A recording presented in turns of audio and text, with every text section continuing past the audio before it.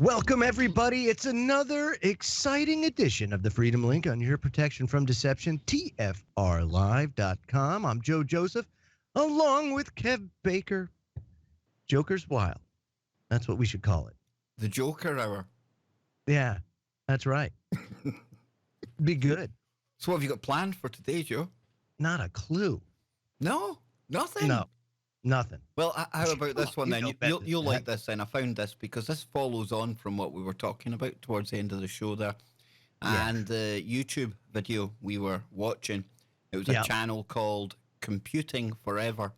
And in there he spoke a lot about facial recognition. Now, facial recognition is kind of a misnomer, really. It's a bit misleading, that, because they can basically, they don't need to see your face per se anymore. They can look down from above, from satellites, from drones. They've got a system called Argus, and basically they can tell from the top of your head and the gait, the way you walk, stuff like that. They've got everything mapped to a T, Joe. But this facial recognition thing, I came across a story today. It's out of the UK here. It says, a man takes police to court for scanning his face without consent. So it says, for the first time, police in the UK are going to have to defend their use of facial recognition tech in court. British office worker Ed Bridges is claiming that South Wales police scanned his face at least twice without his permission. He believes that these scans violated his human rights, an assertion he will present during a 3-day court hearing that kicked off in Cardiff on Tuesday. And if the court agrees with Bridges, the ruling could profoundly alter the future use of facial recognition tech by law enforcement. Bridge says that he first noticed police scanning his face while he was out shopping in Cardiff in December 2017. Quote, I popped out of the office to do a bit of Christmas shopping, and on the main pedestrian shopping street in Cardiff, there was a police van. By the time I was close enough to see the words automatic facial recognition on the van, I had already had my data captured by it. That struck me as quite a fundamental invasion of my privacy. Now, Bridges says the second scan occurred while he was attending a peaceful anti-arms protest. With the support of human rights organisation Liberty, Mr. Bridges launched a crowdfunding campaign to raise money to take the UK police to court.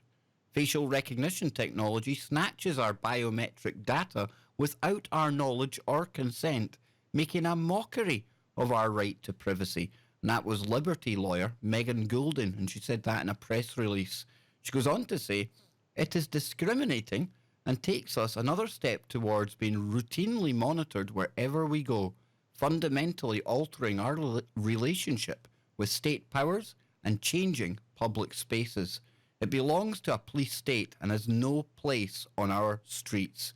This is the first UK case of its kind on law enforcement. Let me ask you something, just for a second. Well, here's one before you even ask that. How do you avoid it? Well, how do you avoid it, though? But before you even ask, well, get this, Joe, right? Because I started today's show talking about Bilderberg, as I said to you. And in 2013, the first day we were there, you know, you get to shout abuse at these cars with the tinted windows. And I'll hand back to you now, Joe, okay? Because that's me getting derailed again. My thing is this: how do you avoid it? Because they're going to take advantage of this one way or another. As technology grows, typically what you end up seeing is the private sector. They kind of lead the way when it comes to your implementation of technology. I just don't think you can avoid this. Think about this. You've got police. You've got municipal budgets. As time goes on, those salaries go up. You have retirement that you're paying for. So the costs go higher and higher and higher. Then a technology comes along that you can put a camera out there, and all this network of cameras will go ahead and you can eliminate 50 beat cops because you've got these cameras out there, and you can have CCTV operators and these microphone systems that pick up gunshots and all that kind of stuff out there. So you don't need the beat cops anymore. so that you can afford to pay the existing police or the ones that are there their wages, and then your growing retirement obligations on the back end. So you've got all that. You're going to have this technology being taken advantage of more and more. A lot of people say, well, then my privacy is being restricted. Yeah, it is. It's the nature of this technology. As technology advances, you can't avoid this from happening. It's like we have to decide either you want this technology or you don't. And then if you don't, you have to not participate. You have to back away from society because society's implementing it, all of it. You can't avoid this. Look at 5G. 5G is being rolled out all over the country, even though it's bad for you. Doesn't matter that it has negative health effects. It doesn't matter that your cell phones now have negative health effects. The 4Gs do. Any full duplex system is going to have negative health effects. It's just the way it is. When it sends and receives all the time, when it's constantly sending and receiving, talking to the cell tower all the time, pinging away, it's radiating. And as long as it's radiating, you're absorbing it. And even if you're talking microwatts, over time, where people have it in their hip pocket or on their person, it is absolutely bad for you. Maybe not now, maybe not 5 years, maybe not 50 years, but eventually you'll pay a price for it. Now with me, it was about, 20 years of using radios. When I'd say 15 years of using radios constantly, my joints started to ache. I actually have like tangible, measurable damage as a result of this. That's not, and I'm talking about radios that didn't even come close to the frequencies that they're going to be using now. You're talking up to 60 gigahertz. That is such a tight beam. And you're talking about a whole different level of absorption and characteristics. It's unbelievable that there isn't more outrage. And there's a ton of outrage, Kev. Always tons of outrage, and I apologize, Joe. Usually you derail me, but Anne's decided to derail everyone tonight. No, it's all good. Hey, Ange was derailing me too. It's all good. No, she doesn't derail you. She doesn't. She makes your show, dude, and you can tell Ange. I told her that. I thank her for that. Knows that. I was about to say, we were talking facial recognition, right? And Bilderberg 2013, first day there, hurling abuse at the cars, and there was this camera, and it must have been maybe 20 feet in the air, and it had its own kind of van right beside it. And just like that story I read out about Mr. Bridges, who only was aware of it once he actually got close to the van and he seen the sign, that was a designated facial recognition camera.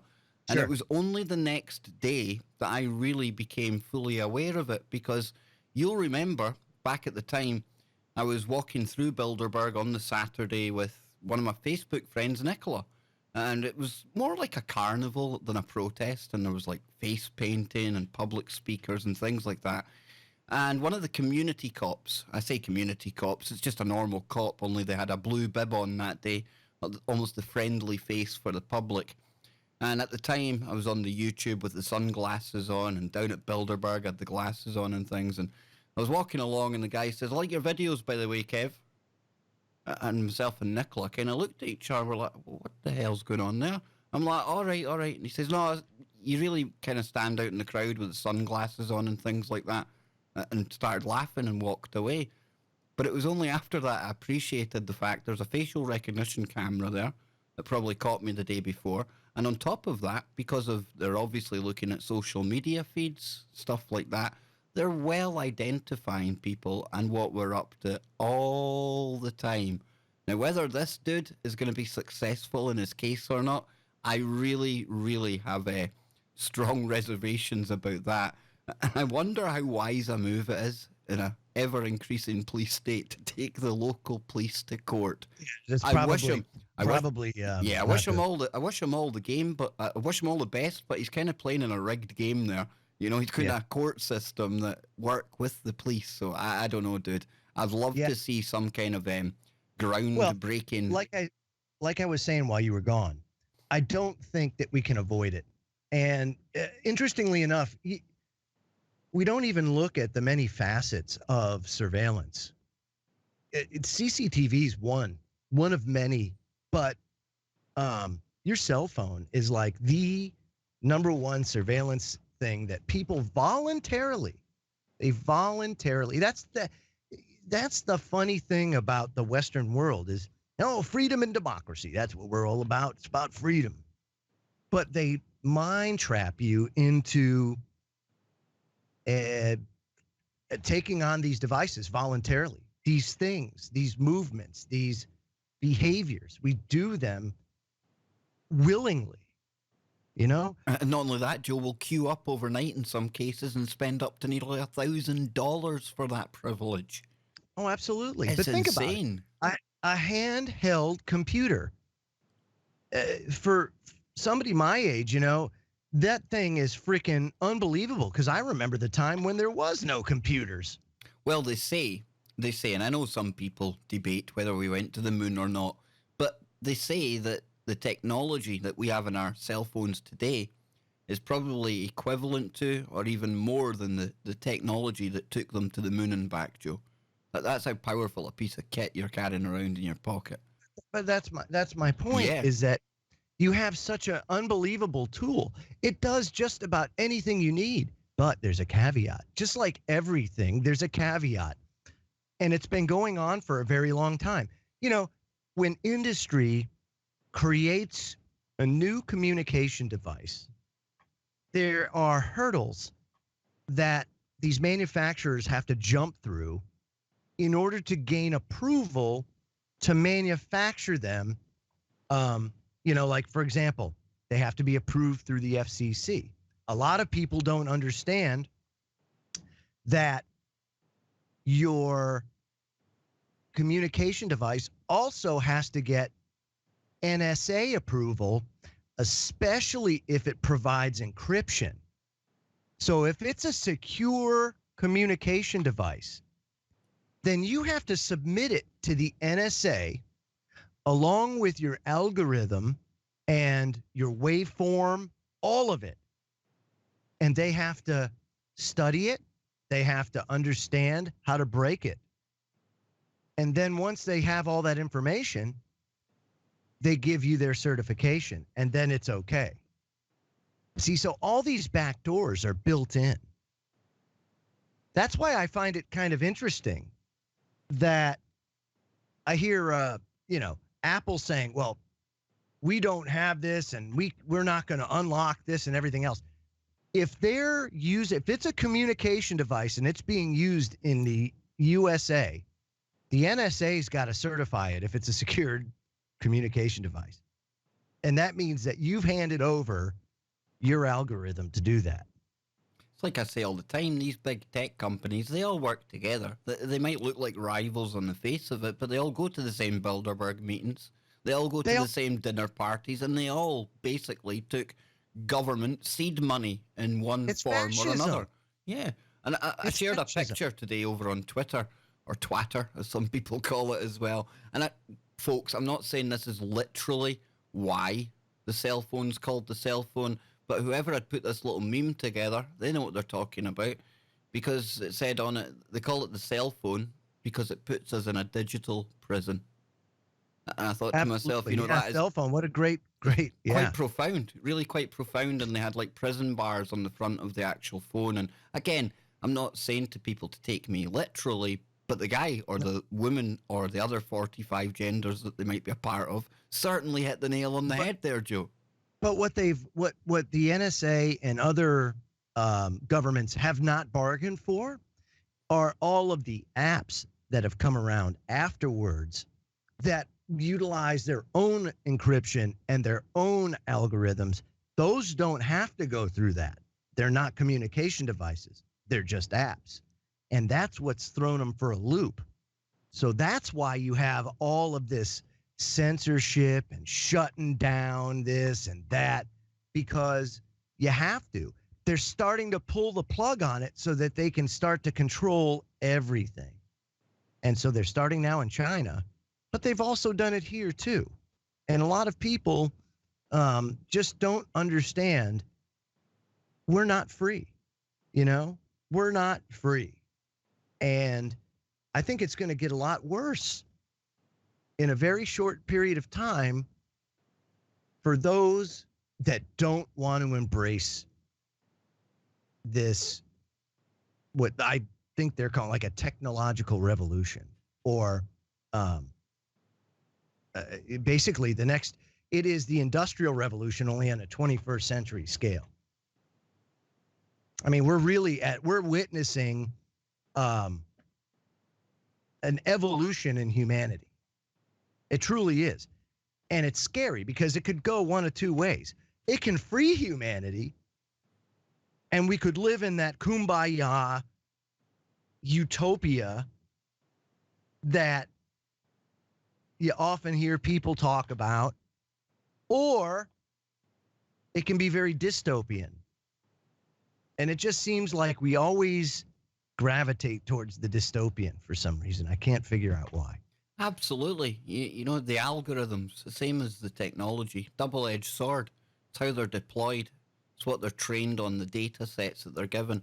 And I'll always say that, you know, there's forms of AI that are absolutely already changing the world and saving lives as it is. And that sounds a bit out there, but when you listen to top, like, radiologists and things like that, and they're telling you that the AI and the software is far better at spotting, say, for argument's sake, a tumor, something like that. Maybe spot it 6 months ahead of what the human would spot it. You think of 6 months, Joe, that's a long time if you've got cancer. And if you can catch it that early, that must increase the chances of, like, beating that tenfold. It really must. And things like that and the medical advancements that we're making with AI, I mean, how can anyone argue against that? Honestly, I mean, that's the good side of things. But then you see how AI and algorithms have been let loose on this credit scoring system and all the surveillance around the world and everything else. So, as with everything, you know, there's two sides to every argument. And that's the thing. So what do you propose as a solution? People ask, and I have none. No. Because I'll tell you, because it's stupid to even suggest it. It ain't going to happen. See, what I would like to see is micro communities spawn up. If you have this technology, let's just say, for example, free energy, because we have all these renewable ways of getting energy and or utilizing free energy technology. And then you take a look at like printing and 3D printing. Pretty soon, I think we'll have replication because they're printing food now, for goodness sake. So it's amazing. Yeah, I mean, so this technology is advancing rapidly. So if you can print anything you need and you can have all the energy that you need, right? You lessen your reliance on the state. You know, they have these billboards that'll take the moisture out of the air, and you can get water right out of the air if you had to. If you can't have a well or anything like that, but you start not needing that central governing body. You start living in these micro communities where you can have max accountability, you know, and you keep them at a certain size or at a decent size to where you don't start to lose control or you develop a bureaucracy or whatever, you know, and I think you would be successful in like a commune type setting, these micro communes. But you start doing the big stuff or the one world this and all that, it's pie in the sky thinking, dude. There's always people that want more power.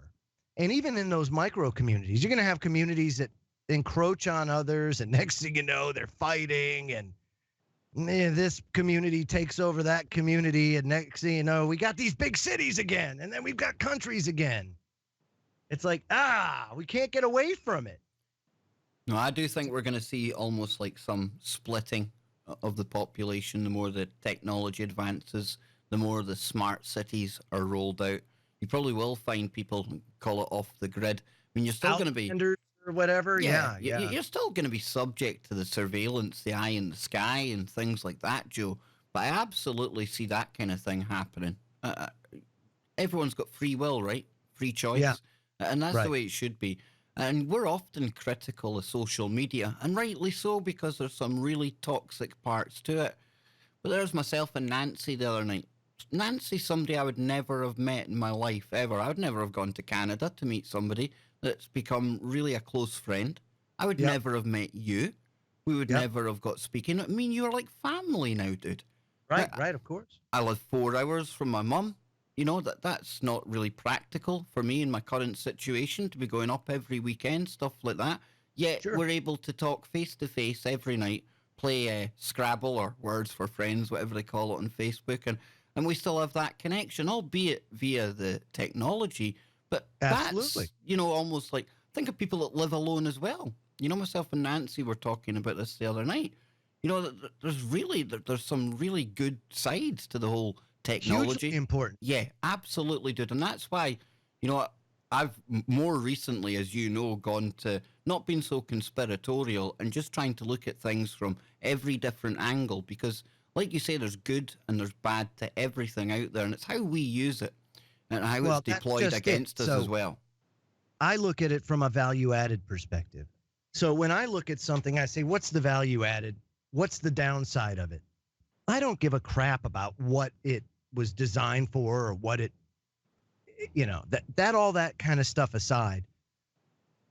If it can do something to better my life and the life of my family, and it's not going to kill me, hey, no problem.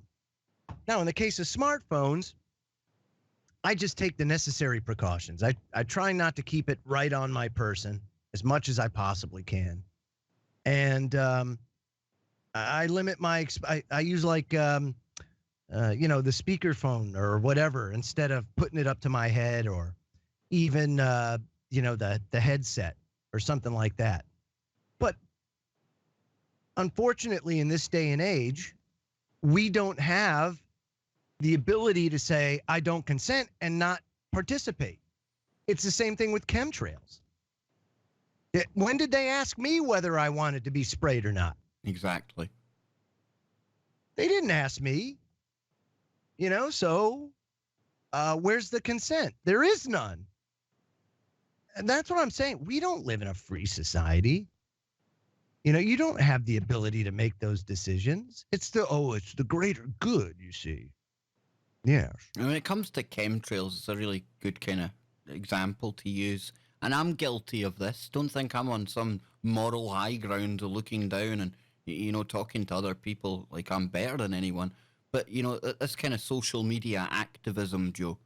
Yeah, it's great. It can inform some people of what's going on out there. But it's all echo chambers. Does it ever change anything? Do we honestly think that, you know, a million posts about chemtrails on Facebook or Twitter or any of these other sites is ever going to, like, have some effect on what's been sprayed in the sky? Whereas, Joe, people like Matt Landman and others out there, they're participating in local government. They're going and talking about it to the people that can make changes, you know? So you can't do one alone. Yeah, we have to find that balance, you know? Yeah. It's all about balance and everything in moderation, from alcohol all the way to technology. You know, it's everything in moderation, and educate yourself. It was the internet. It was the Freedom Link. It was Alex Jones, where we exposed how to use FedBizOps to the world. Your moment of fame, Joe. Do that, right? Yep. And so all I did was utilize the platform, the technology, to get that information out And what did people do? They got studying. And as soon as they started diving into that, that's when all this 2 billion rounds of ammo comes out. You started that. I know, I started a freaking nutcase revolution. You and are all Q. I was a public servant. By the way, I was a marked man after that. Joe is Q. I can imagine that brought you some heat at work, Joe. Yes. Well, yeah. I was a marked man after that, but it's okay. The big thing to glean from that is you can make change on the internet. It's not a single component that's going to do it. You just can't. You're not a hero on the internet. You know what I mean? You still are who you are. Yes, we're back. It is the Joker hour. The Joker hour. Dude, so I get it now. I finally get it. Get it. And for anyone out there who hasn't joined us on the weekend stream, you must. Where have you been? But Joe likes to make fun of the intro music that my good friend Rob was kind enough to put together for us. Oh, man, he did a great job. Too, yeah, he's a composer. He's got his own synthesizer software, stuff like that. Really clever guy. But now I get it because there's this thing called transference, right? And you find people will probably like accuse others of doing something when really in reality it's themselves. And I think that's why you have such a go at my music, right? It's almost deflection away from the fact that your music sucks, dude. That sounded like Scottish. You know that if it was my choice, I would not have anything close to that on there. I would have some death metal on there, but it would melt people's brains and their hearts would explode. And then there'd be nobody left to listen to it. I can't make out a word these crazy bands that you're into say, dude. It just sounds like somebody having some kind of a demonic possession going on. Freaking beautiful. That's what I'm saying. Good. It has flair, you know? And I just, there you go, Daryl Bowles. That's what I'm talking about. So I'm just saying that let's get back to this whole social media thing and everything. I'm useless at derailing, man. That was meant to like put you all wrong, but look at you, pure pro. Just like the kind of guy that's been on honest, InfoWars, you know? People can make change in the echo chamber, you know, but there's another component to it. You know, it's just not that. You got to put in the work, you know? You got to put in the work. And it's a lot of work. And I think where a lot of people went wrong, Kev, honest to God, is when it became more about money and less about activism or less about the right thing. You know, whatever that is, whatever you felt it was. Greed is a very strong influencer and motivator. Extremely strong. Yeah. Mm-hmm. Seriously. And there's another misconception too. But and you know, you can talk just when you say that though, Joe. I was speaking to Chris the other day, Chris Geo, and obviously we've both got YouTube channels. We both do streaming, Google Ads, and things like that. And we were both kind of very honest with each other and saying, you know, we're only going to get to a certain level on like something like YouTube, and we're never going to be somebody that can really sustain a living off there either, because we're not willing to sell out and push something that we don't believe or that just isn't there, just for the sake of gaining that extra 1,000 clicks a day or that extra 1,000 subs. It'd be easy to do. You know, it'd be so easy for somebody like me with a channel, 90,000 subs, and I've plateaued off. I get that, you know, because some shows I'll win new subscribers, but with that as the very same show, I'll lose subscribers. And it just keeps going like that. But the only way for me to take that next step, realistically, would be to sell my soul. And I just could not do that, dude. It wouldn't be honest to the listeners. I wouldn't feel comfortable doing it myself. And think about it. We spoke about QAnon earlier. I've watched channels go from 5,000 subscribers to 250,000 in the space of 18 months to 24 months, 2 years. That's a heck of a jump. And that must be a heck of an incentive for somebody. And I'm not saying I've got better scruples or morals than anyone else. But, you know, that must be really influential in somebody's decision to go down that route. And that's why, at least here on TFR, you know, all the different shows on here, something for everyone. But I can tell you something, you know, we try to do it as honestly and as fairly as we can. And it was Daryl last week after I'd had Geordie on saying, I think Kev's letting the fame go to his head and things like that. If I wanted to have a little bit of internet fame, and let's face it, it would just be a tiny bit of internet fame, I would be out there. I'd be pushing all that crap. Sure. And that's not to say I haven't pushed crap in the past, but that was when I was a little kind of rough around the edges, a little more naive. I'm big enough to admit that, Joe. I'm big enough to admit that I've got things wrong in the past, but not knowingly, you know? No, of course. Joe's still laughing in the background now because he's thinking to himself, Red Dragon. Red Dragons. That was my favourite part of the Game of Thrones. I won't give away any of it because you're just about to watch it all. You know what, man? I'll be honest with you. It's things have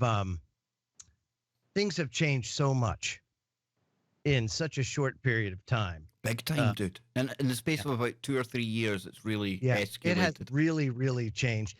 You're so right, though. You know, there's so many people that have these delusions of grandeur. And you may experience some sort of prosperity, if but for a short time. But what ends up happening is you end up getting your legs cut out from underneath you every single time. It will happen because of the nature of what you're speaking about, especially if it's something that has to do with activism. They don't like people feeling energized about topics that they don't want you to be energized about. It's that simple. And especially when you're starting to pull together numbers of people, forming groups that really can then have an effect in the real world, as opposed to just a really obscure corner of internet land, you know? Yeah. No, absolutely. It's funny that there's so many people out there that do that. They chase it. And there were some pretty big websites. I'm just laughing. Epic in the chat room. Sorry, Joe. It was the cheese wheel chasing that lost subscribers, Kev. I actually think I gained some through that Epic. I really do. Let me tell you something. That is such a freaking awesome. I love watching that. That's almost as good as watching the Saudi Arabian drifting videos. Oh, they're good. You were the one that put me onto them, dude. That's some crazy shenanigans that goes on over there. And I shouldn't laugh, because I've seen people literally losing their lives because of what goes on over there. You see, you watch, like, if you like do fatality video searches and stuff for that, you see people like limbs and body parts going everywhere. I mean, it's bad stuff over there. But what on earth's name does the algorithm? There's not much to do. So what does the algorithm make of your viewing habits, Joe? My, oh my, oh my! I know, they're probably like, what? Error. It's either that or I'm the one that's like Skynet is actually forming its personality with, and that's not good. That's not good at all. Not for humanity. Do what I do, dude. Do what I do. Sometimes go and watch like random films, maybe about cow farming or, you know, how to cook a meal that you've never heard of before, just so that it kind of skews that scoring that the algorithm's giving you. Probably does nothing. The algorithm's probably learned now that people over time just go to random videos to kind of mess it up. I mean, it's got to the point now there's that much information on each and every one of us. Not only do they know... It's probably saying like, holy shit, the collective consciousness of humanity is sick. Absolutely sick. I can't believe it. Why does Kev Baker insist on watching people eating rotten fish all the time? What's that all about? What is up with that? Sir Strawman, really? Oh my God. Speaking of rotten fish, it's getting pretty bad out in California. And this is kind of speaking to how things really are in the world. And I don't know. I mean, I don't see this around my community, and you may not see it in the UK. I don't know. But in LA, they have streets where trash is piled high. Like, it is a whole street full of rat-infested piles of rotting garbage all over Los Angeles. Whoa. And the problem is all these rats are infested with fleas, and these fleas are carrying typhus. And it's starting to like be a serious health problem in Los Angeles. This is the kind of thing that you expect to hear coming from, I hate this term, the third world, but, you know, countries that are, you know, maybe Africa, places like that. Oh my gosh. You don't expect to hear it about LA, California. I mean, California is like one of the richest countries in the world if it wanted to be, right? Oh man, it's the 7th largest economy in the world. There you go, yeah. So, I mean, you don't expect to hear this about LA, California, and it certainly isn't the advert that they run over here on British television when they're encouraging you to move over there, you know? Move to California. And you're thinking, okay, then, this looks absolutely idyllic. It's beautiful, everything you could hope for. And then you're telling me about these stories. And I looked at the story, and it's unreal, dude. What the hell is going on? And then I don't know. San Francisco. So look at San Francisco. Everyone's taking a dump everywhere. Well, what's happening is it's all the homeless. So you have all these homeless, right? They generate trash. Where do they take it? It's not like there's public dumpsters set up everywhere for people. But is it just the homeless, though, Joe? I mean, I spent a time homeless. But I got to be honest with you. I think a lot of it has to do with it. I think the homeless problem in San Francisco and in Los Angeles is so bad, and so many people are living on that sidewalk that, yeah, it's generating that much trash. And these people are living, if you watch that video, they're living in the piles of garbage. And then what happens is, you know, there's rats all over the place that have the fleas, that carry typhus. Hell, they can carry bubonic plague, for God's sake. It's that bad. You know, now if plague breaks out in Los Angeles and it ends up being like a antibiotic resistant strain or something, you could have a real big problem on your hands. It's one of those left field things, you know, a la like Fukushima. Who saw that one coming? No one saw that coming. But could you imagine now an epidemic or pandemic spawns out of Los Angeles as a result of rats that are carrying flea-borne illnesses and other problems? I mean, it's crazy.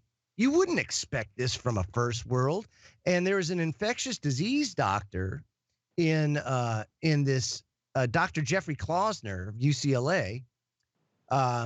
He basically said he hasn't seen anything like this outside of third world countries. It's that bad. So, I mean, what the hell is going on in the United States, more importantly, in Los Angeles? And does this speak to city resources and municipal resources being stretched so thin because the dollar is not worth what it used to be? These municipalities and states are in massive debt. They can't afford to keep paying all that without massive tax increases, and people, quite frankly, are tapped out. So it's a real crisis situation in a lot of places in the United States where all you hear of is, oh, we have unprecedented prosperity right now. Yeah, it's so prosperous that you have that kind of crap going on in Los Angeles. I bet you the garbage is collected on a day-to-day basis if you're in Beverly Hills, though, or one of the affluent areas of LA, right? I don't expect these people are living in amongst rats. And I know, Joe, I know you know that as well. And I know that the listeners know that. But I think the point has to be made here. And, you know, it says here that it could take up to 90 days. I think you said that as well, Joe. 90 days to come and respond to this. You can't even call it a pile of garbage. It's like its own bloody ecosystem, man. It's horrendous. Right. That's not right, man. It's just not right. Nobody in this day and age, be it America, be it Africa, be it out in Asia somewhere, nobody should be living in conditions like this. It's bad enough being homeless. And then you've got this to deal with. I'm telling you, Kev, there is a serious issue going on. UK, you guys are going through the same thing. You know, where we're just being, our resources are being stretched and eradicated our purchasing power, eradicated. So you're not able to do the things that you used to be able to do. That prosperity that our parents had and their parents had isn't there anymore. It's not there. No. No, it's not. And this is the end result. And the only people that are benefiting from this economy are people with means, but the majority of people don't have it and aren't feeling that prosperity. That's just the God's honest truth. And there's nothing more telling than situations like this. And this isn't it. You look at Detroit, you look at Baltimore. Those were once thriving cities. That Detroit, I mean, was that not like huge with the automobile industry and stuff like that? Unbelievable. I remember watching a documentary on there. And again, I've got to keep an open mind. They can select where they show you. But I mean, I think it's generally accepted, even if you haven't been there. That place is in ruin, man. Absolutely shocking. But you can look at even smaller scale cities like Youngstown, Ohio, devastated when the steel industry got battered from these free trade agreements, and they just started shuttering up steel mills. You can go right through Pennsylvania, Scranton, Wilkes-Barre, Scranton, that area, Pittsburgh, all through Pennsylvania was steel country, gone, devastated. Go to coal country in West Virginia and Tennessee, gone, devastated. Used to be thriving cities and areas, and now they're just in ruins. A lot of the industry, I was listening to Piers Corbyn the other night, and he was talking about the industry in the north of England, and a lot of that, like you say, it shutters up, and in the name of climate change, they don't save the climate because they don't do away with the factories or any of the pollution they were putting out per se. They just shift it over to somewhere like India or some other country, maybe China, somewhere like that. But of course, that leaves that area absolutely decimated with unemployment and poverty. And of course, they do it under the guise of saving the polar bears, Joe. But it's not about that because the same carbon, if not more, is getting emitted when they move over abroad. It's just disgusting, absolutely. Man. Yeah. Then you take a look at, just here in the United States, we talk about, it's a free country and everything else. I think it's 30 million, somewhere between 25 and 30 million people work for the government, the federal government. I mean, think about that. That's unfreaking believable, man. Percentage wise. It's like a cancer. Yeah. It's uncanny. And so, so here we go with economies. What if you have some sort of event where all of a sudden the government is no more or loses its capacity, like Venezuela, for example? Something on that scale. Economies are devastated because government can't pay the bills anymore.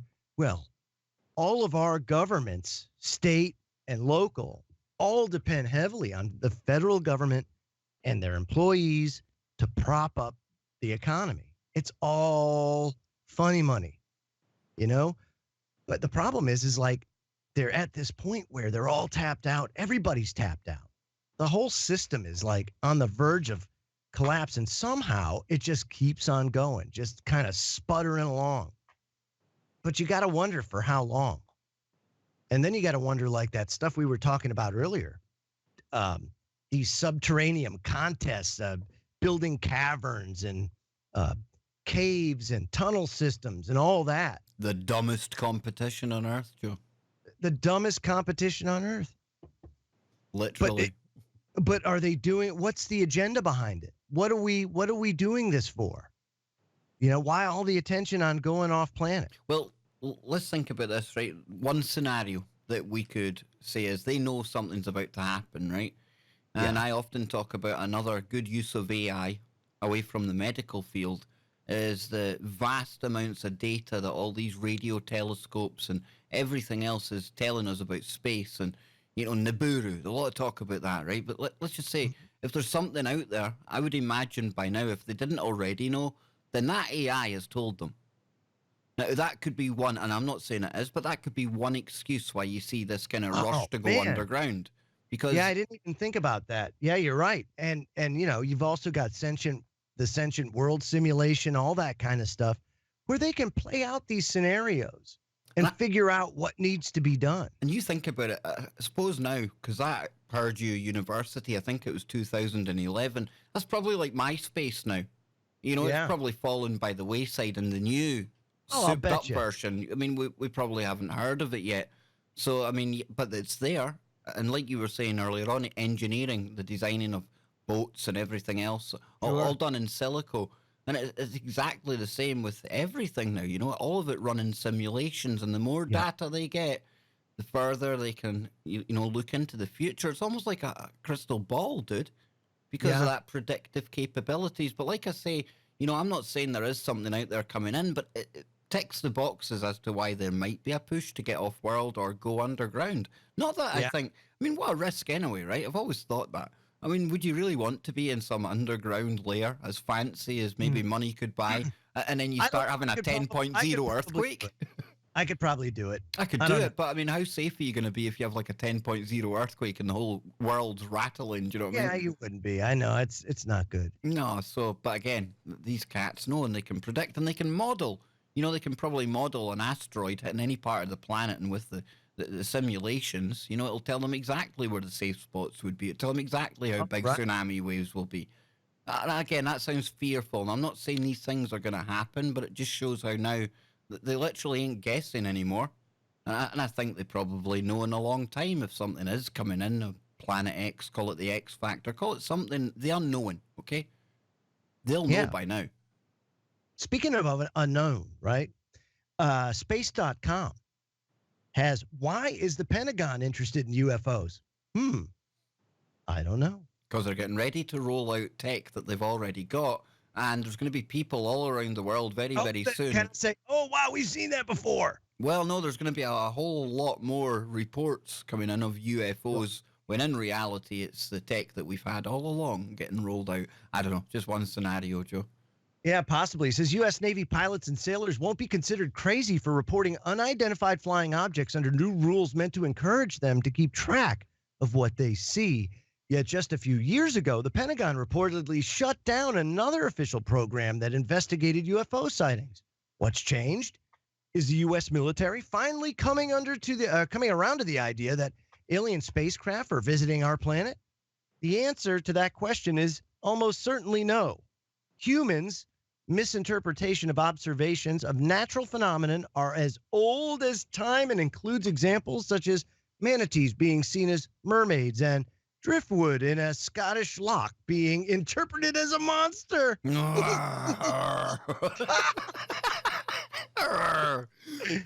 But wait, there's more. A more recent and relevant example is the strange luminescent structure in the sky caused by a SpaceX rocket launch.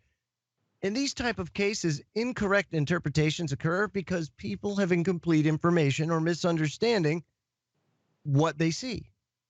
Now, based on my experience as a scientific advisor to the Air Force, I believe that the Pentagon wants to avoid this type of confusion, so it needs to better understand flying objects that it can't now identify. During a military mission, whether in peace or in war, if a pilot or a soldier can't identify an object, they have a serious problem. How should they react without knowing if it's a neutral, friendly, or threatening? Fortunately, the military can use advanced technologies to try to identify strange things in the sky. And it goes on to talk about situational awareness. And I got to tell you, Kev, there's too many instances of video evidence of just military pilots and commercial pilots seeing some very, very alien-looking technology that I just can't attribute to just human without serious help.